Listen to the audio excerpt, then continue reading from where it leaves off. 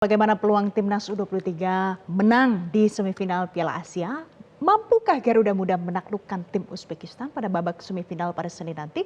Kami akan membahasnya untuk Anda bersama Suryo Pratomo yang biasa dipanggil Mas Tommy, pemerhati sepak bola yang juga saat ini Duta Besar Republik Indonesia untuk Singapura. Mas Tommy, selamat siang.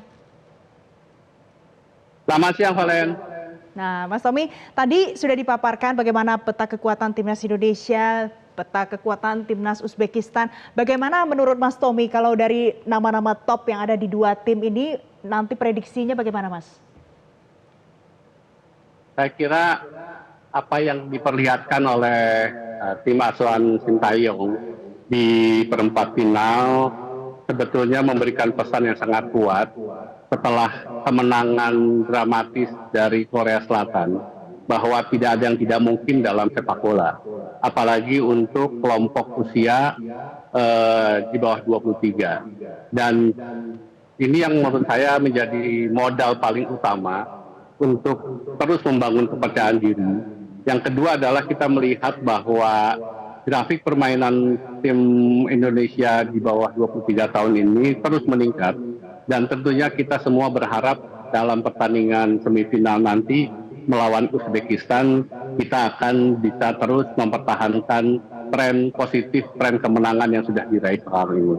Sekali lagi apa yang dilihat dari pertandingan perempat final, nama-nama besar seperti Korea Selatan, Saudi Arabia, itu di kelompok usia bukan berarti mereka tidak terkalahkan. Uzbekistan pun telah mempertunjukkan bagaimana mereka mempunyai kepercayaan yang tinggi, kepercayaan diri yang tinggi untuk bisa mengalahkan Arab Saudi.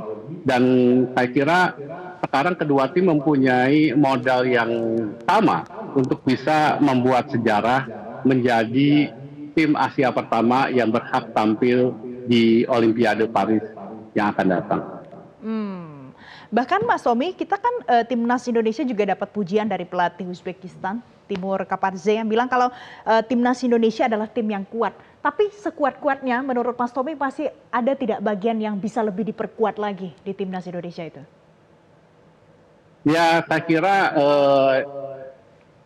sekali lagi soliditas tim menjadi sangat baik, dan sekarang formula tim terbaik sudah didapatkan oleh Sintayong.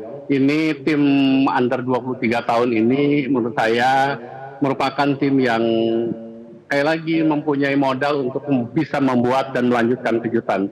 Bahwa Indonesia mendapatkan apresiasi yang sangat tinggi karena sekali lagi selama berpuluh-puluh tahun kita tidak pernah membuat prestasi yang mencengangkan di kawasan Asia, termasuk di kelompok usia 23 tahun. Dan saya kira pencapaian yang luar biasa ini yang membuat semua orang sekarang memperhatikan Indonesia. Sekali lagi, kemenangan melawan Korea Selatan itu sesuatu yang tidak pernah terduga oleh siapapun. Kita sama-sama ketahui Korea Selatan dengan sistem pembinaan yang begitu baik, sangat berjenjang, dan begitu banyak pemain-pemain muda Korea Selatan yang sekarang bermain di Liga Eropa, itu menunjukkan bahwa sistem pembinaan mereka sekarang semakin lama memang semakin baik. Tetapi kemarin di perempat final kita sudah menunjukkan bahwa para pemain juga tidak kalah untuk bisa membuat kejutan, dan kita pantas bersyukur Dewi Keberuntungan berada di pihak kita sehingga dalam drama adu tendangan penalti kita bisa memenangi 11-10 melawan Korea Selatan. Mas Tommy, tapi kalau kita analisa timnas Uzbekistan ini jalannya mulus, bahkan tidak ada di dalam Piala Asia U23 ini satupun gol yang kebobolan di gawang Uzbekistan. Ini bagaimana Mas Tommy menganalisa timnas Uzbekistan itu, Mas Tommy? Ya, tentunya mereka mempunyai, sekali lagi, Uzbekistan mereka mempunyai tradisi sepak bola dari Eropa, pecahan Uni Soviet, kita sama-sama ketahui. Dan Uni Soviet kita ketahui juga mempunyai talenta yang sangat banyak, dan tentunya Uzbekistan memiliki garis yang sama dengan Uni Soviet untuk bisa membina sepak bolanya. Yang kedua, dengan tidak pernah kebobolan menunjukkan bahwa mereka mempunyai sistem pertahanan yang sangat solid, dan mereka juga mempunyai kiper yang sangat baik.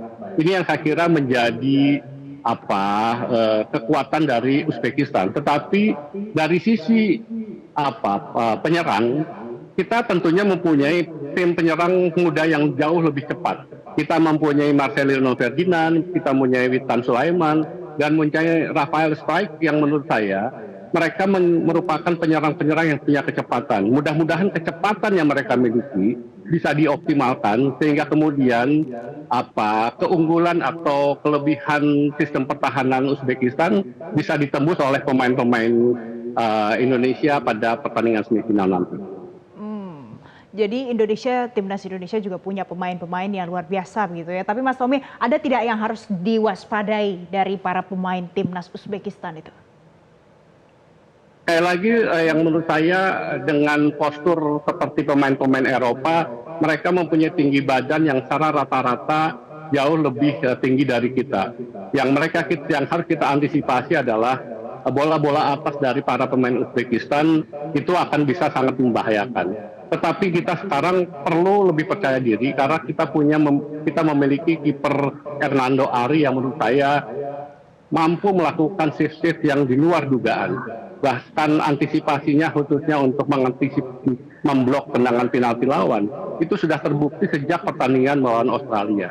Karena itu dari sisi pertahanan kita sekali lagi juga mempunyai pertahanan yang solid, tetapi yang harus diantisipasi adalah cross bola tinggi yang mudah-mudahan Rizky Ridho maupun Komang Teguh bisa mengantisipasinya, dan saya kira Pratama Arhan dan juga Ferrari mungkin yang dimainkan di sayap itu jangan terlalu leluasa untuk memberikan kesempatan pada penyerang-penyerang atau pemain Uzbekistan melakukan umpan-umpan crossing dari sayap. Ini yang saya kira menjadi sangat penting. Kalau kita lihat perkiraan saya, Uzbekistan akan bermain dengan bola-bola tinggi, sementara kelebihan kita adalah di kecepatan. Kita akan bermain dengan pola serangan bola-bola di bawah, dan saya melihat sekali lagi kerjasama antara Marcelino, kemudian Struijk dan juga Witan Sulaiman itu akan bisa membuat kejutan juga untuk bisa membuat sejarah besar bagi Indonesia lolos ke Olimpiade Paris. Jadi punya kelebihan masing-masing ya Mas Tommy. Tapi Mas Tommy, kalau dari melihat pertandingan-pertandingan sebelumnya, prediksi Anda bagaimana nanti kira-kira formasi susunan yang akan digunakan oleh Sinteyong yang paling tepat untuk melawan Uzbekistan nanti? Saya kira sekali lagi never change the winning team. Jadi prinsip itu yang juga akan diterapkan oleh Sinteyong untuk tidak mengubah materi pemain yang sudah terbukti bermain sangat baik ketika tampil di perempat final, dan kebersamaan tim itu menjadi sesuatu yang kunci. Ada 3 hal yang menurut saya harus menjadi perhatian di dalam sepak bola. Pertama adalah good strategy. Ini adalah tugas dari pelatih Sinteyong untuk bagaimana membuat strategi yang tepat menghadapi pemain-pemain Uzbekistan yang mempunyai kelebihan dengan postur badan yang lebih tinggi dan kemampuan fisik yang lebih kuat. Yang kedua adalah good execution. Ini ditentukan oleh para pemain. Bagaimana mereka bisa mengeksekusi strategi taktik yang telah diterapkan oleh pelatih untuk bisa dijalankan oleh semua pemain. Dan ketiga, tentunya dalam sepak bola yang juga tidak kalah menentukan adalah good luck, keberuntungan. Sekali lagi di perempat final kita beruntung, misalnya dalam drama adu tendangan penalti, tendangan kelima Justin Hubner itu sempat diblok oleh kiper Korea, tetapi kemudian dianulir oleh wasit karena kiper Korea Jeong Bun dianggap telah bergerak lebih cepat sebelum bola ditendang oleh Justin. Ini saya kira keberuntungan yang menyelamatkan Indonesia untuk bisa terus melanjutkan drama adu tendangan penalti, dan akhirnya kita sekali lagi membuat kejutan besar dengan memenangkan drama itu 11-10. Jadi sudah pasti ada faktor good luck juga ya Mas Tommy. Tapi Mas Tommy, kalau yang ada di sana di dalam stadion itu ikut nonton bersama-sama, ada para supporter nanti yang banyak. Bagaimana menurut Mas Tommy kehadiran supporter WNI yang ada di Qatar sana untuk ikut dalam euforianya itu sangat penting? Saya kira kita pantas memberikan acungan jempol terima kasih kepada warga Indonesia yang ada di Qatar. Mereka sejak pertandingan pertama itu memberikan dukungan yang sangat luar biasa, dan saya kira AFC maupun panitia penyelenggara di Qatar sangat beruntung memiliki supporter seperti dari Indonesia yang menghidupkan suasana dalam stadion dan membuat pertandingan menjadi lebih meriah. Dan dukungan dari pemain atau penonton ini menurut saya menjadi salah satu faktor penentu kemenangan Indonesia. Bayangkan di pertandingan pertama kita kalah dari Qatar, tetapi para supporter Indonesia tidak berhenti untuk memberikan dukungan di pertandingan kedua melawan Australia. Demikian juga ketika pertandingan ketiga melawan Jordania. Dan kemarin melawan Korea Selatan, jumlah penonton Indonesia jauh lebih besar dari jumlah pendukungnya Korea Selatan.